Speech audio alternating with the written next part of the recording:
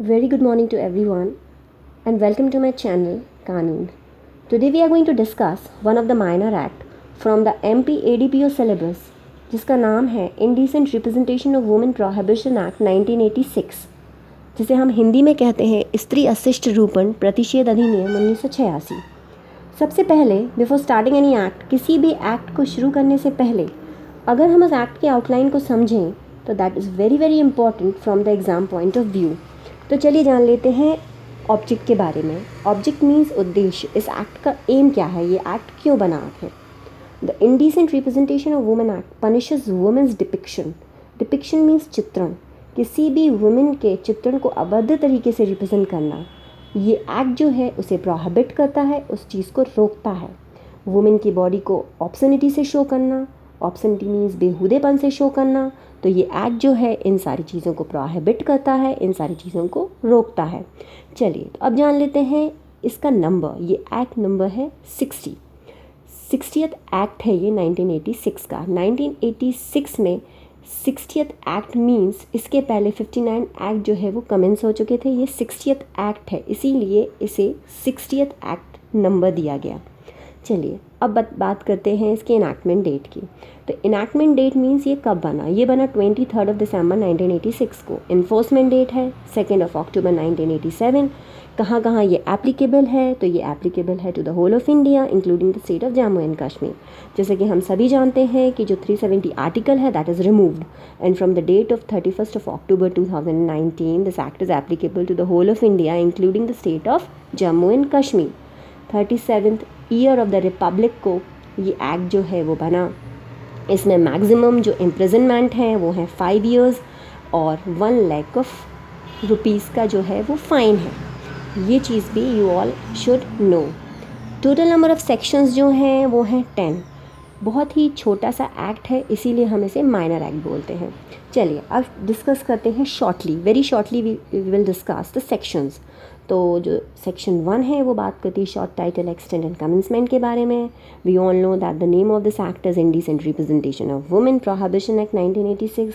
Section 2 बात करती है डेफिनेशंस के बारे में जो शुरू होती हैं 2A से till 2F। Section 3 and 4 prohibition के बारे में बात करती है, प्रतिषेध के बारे में बात करती है, किसी चीज़ को रोकने के बारे में बात करती है।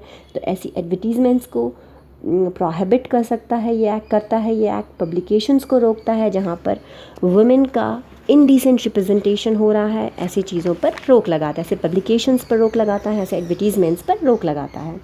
सेक्शन 5 जो है वो ये बात करती है कि power to enter and search, प्रवेश तलाशी लेने की शक्तियों के बारे में।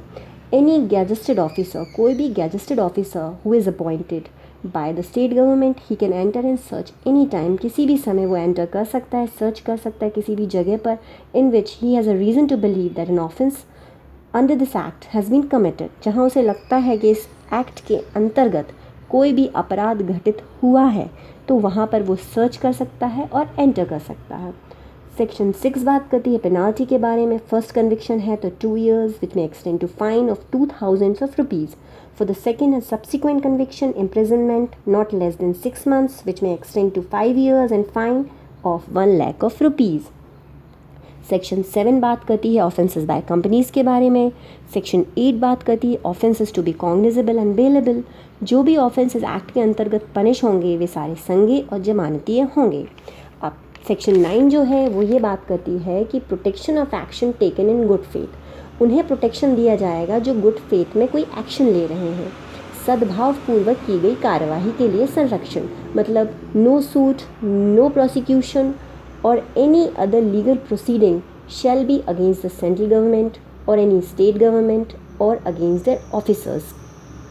In central government, state government के जो ऑफिसर्स हैं और इन गवर्नमेंट के अगेंस्ट आप कोई भी लीगल प्रोसीडिंग्स नहीं लेकर आ सकते हैं अगर वो इस एक्ट के अंडर कोई भी गुड फेथ में एक्शन ले रहे हैं। सेक्शन 9 इसके बारे में बात करती है।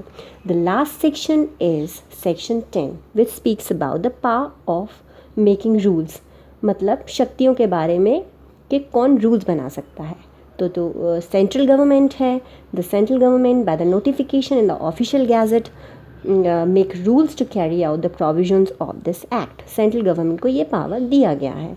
चलिए, ये सारी सेक्शंस हमारी यहाँ पर कंप्लीट हो चुकी हैं और ये छोटा सा माइनर एक्ट भी हमने कंप्लीट कर लिया है।